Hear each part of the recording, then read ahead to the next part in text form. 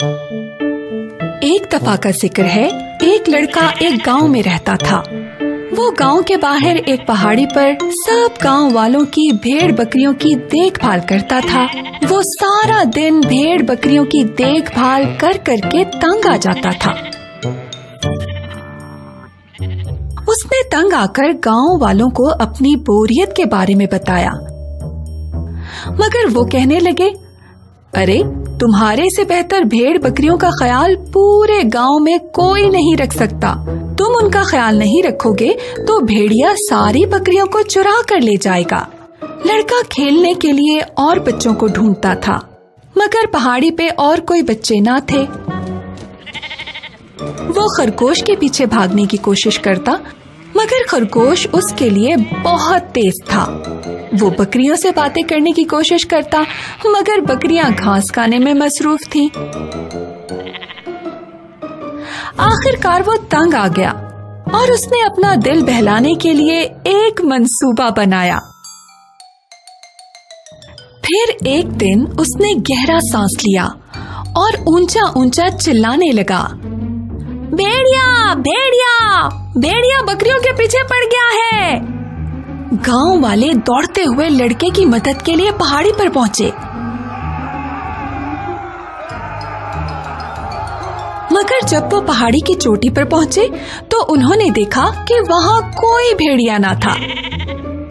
गांव वालों ने गुस्से से उसे कहा, मत चीखो, यहाँ पे कोई भेड़िया नहीं है, और बुड़बुड़ाते हुए वापस चले गए। लड़के ने गांव वालों के गुस्से से भरे हुए चेहरे देखे और कहकहा लगाया। लड़का अपनी इस हरकत से बहुत खुश हुआ और हंसते हंसते बाकी बकरियों की देखभाल करने लग पड़ा। अगले दिन लड़का फिर से बकरियों की देखभाल करता करता बोर हो गया। उसने अपना दिल बहलाने के लिए चीजें ढूंढी, मगर पहाड़ी पर ना तो उसे कोई खेलने के लिए मिला और ना ही कोई जिससे वो बातें कर सके। तो एक दफा फिर उसने गहरा सांस लिया और ऊंचा ऊंचा चिल्लाया, भेड़िया भेड़िया भेड़िया बकरियों के पीछे पड़ गया है।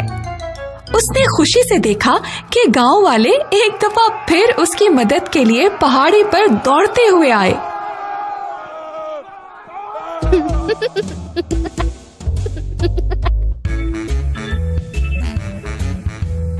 और एक दफा फिर उन्हें कोई भेड़िया पहाड़ी पर ना दिखा।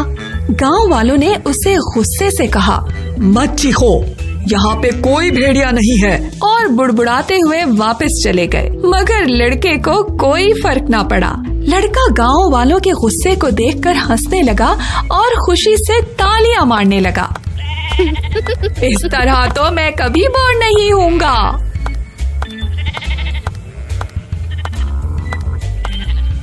अगले दिन लड़का बकरियों के साथ पहाड़ी की चोटी पर बैठा था।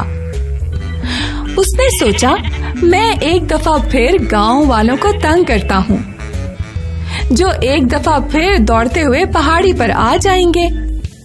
मगर उसी वक्त उसने वाकई दरख्तों के करीब एक भेड़िया देखा।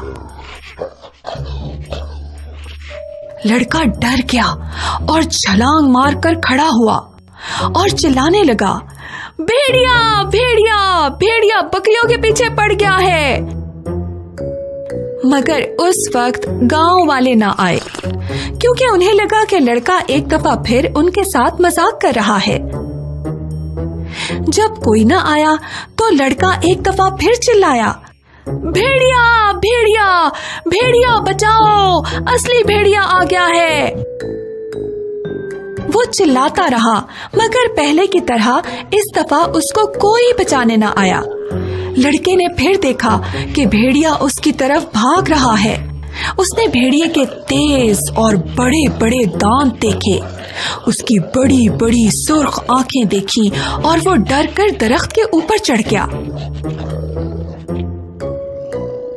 वो अपने आप को भेड़िए से बचाने के लिए दरख्त की सबसे ऊंची शाख पर चढ़ गया।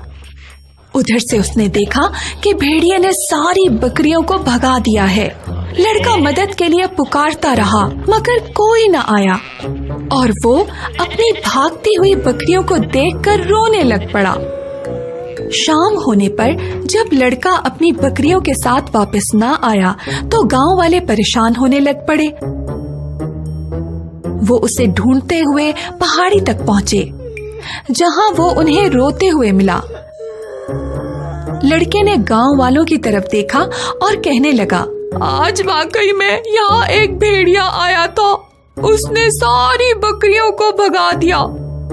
मैंने इतना चिल्लाया भेड़िया भेड़िया, मगर कोई ना आया।